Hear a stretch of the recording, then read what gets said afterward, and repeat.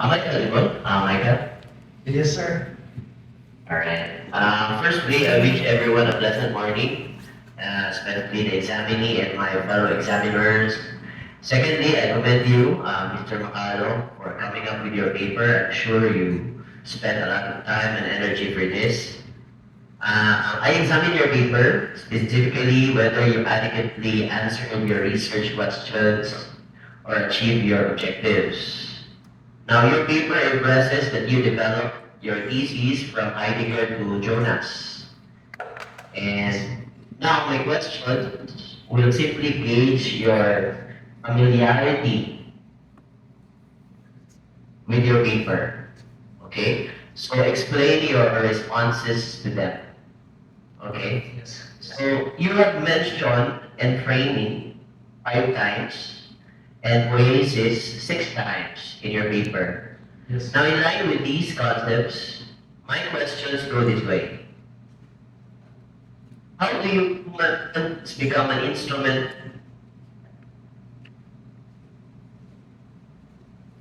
of modern ordering of nature and merely a part of the standing reserve?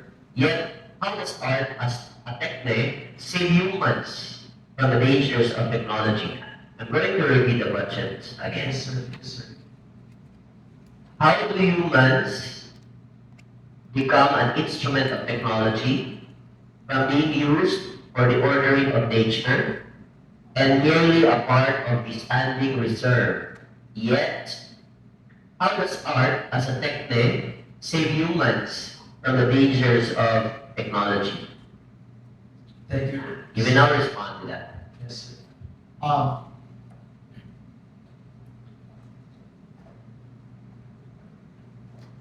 Using Heidegger's concept on concerning technology, question concerning technology, um, it is a, it is that the technology being a part of human existence, and if and it is also help the human existence development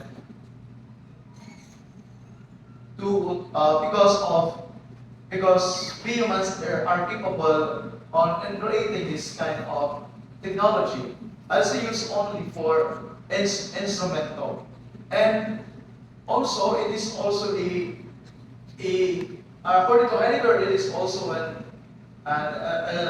revealing the true nature of technology, and because of that, man is being man is being uh, being man is being the one who can create this kind of technology.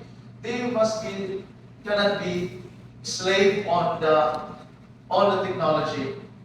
Instead, the technology used by man for instrument and only serve. How about the types of thinking?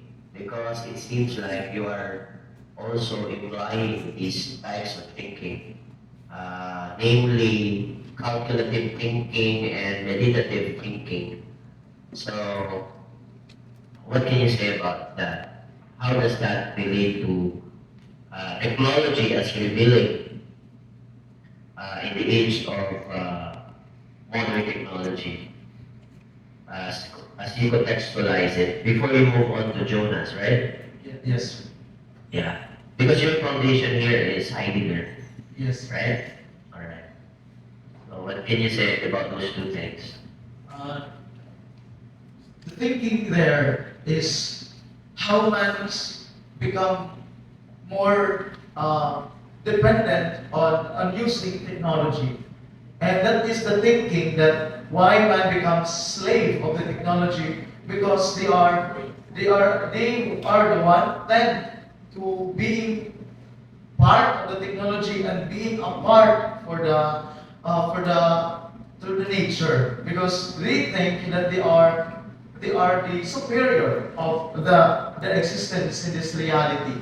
However, in my claim, we are not being a part of the nature and being a part of technology, but being considered to be considered that this kind of two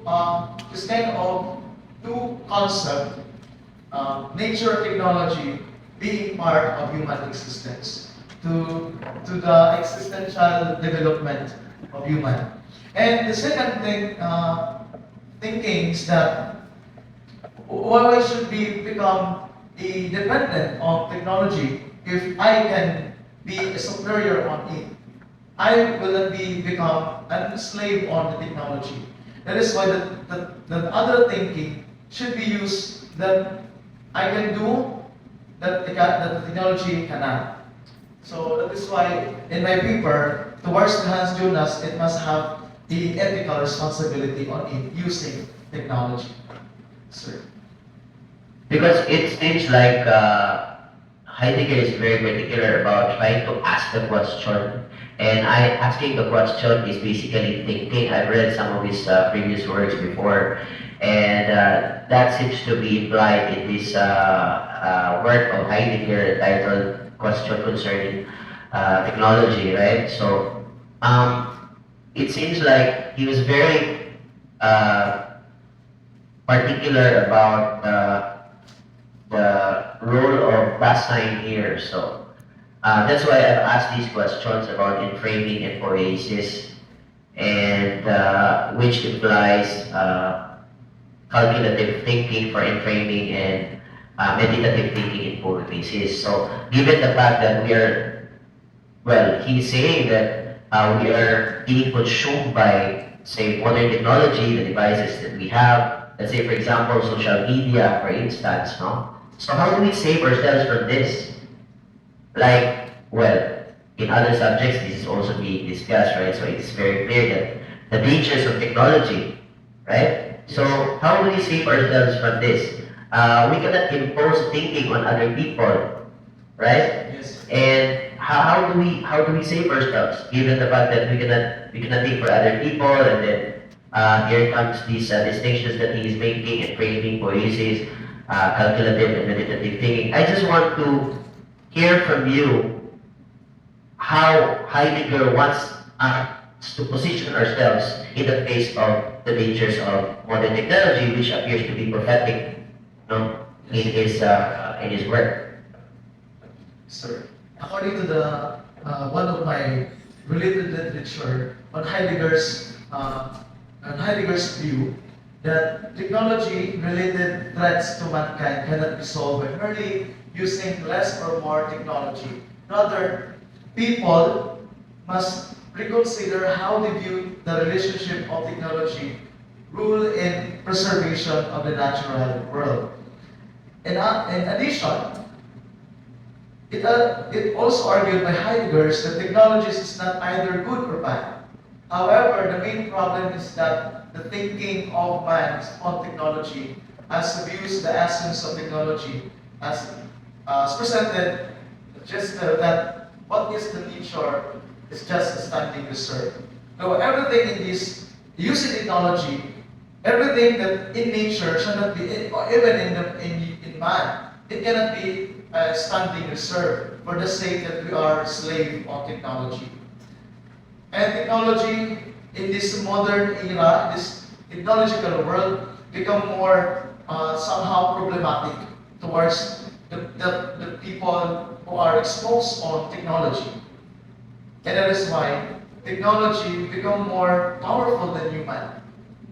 And without realizing that human become more, less under by technology. That's the thinking of the human. However, I argue that when think this kind of perspective, humans cannot be slave by technology because we are the one creating this. And that's why Heidegger emphasizes that he did not against on technology, rather how man's do for his own responsibility of facing the circumstances by using this kind of technology, sir. All right, I think I will end there. Thank you, Michael, for responding to my questions. I enjoyed reading your paper, and I hope you're able to develop this and perhaps publish this sooner or later. Thank you. Thank you, sir. So we thank Michael Macalong for the Heidegger and Hans Jonas intermingling of ideas. No? Okay, so thank you very much. And so let's give a round of applause to Michael. Okay, then we will call our next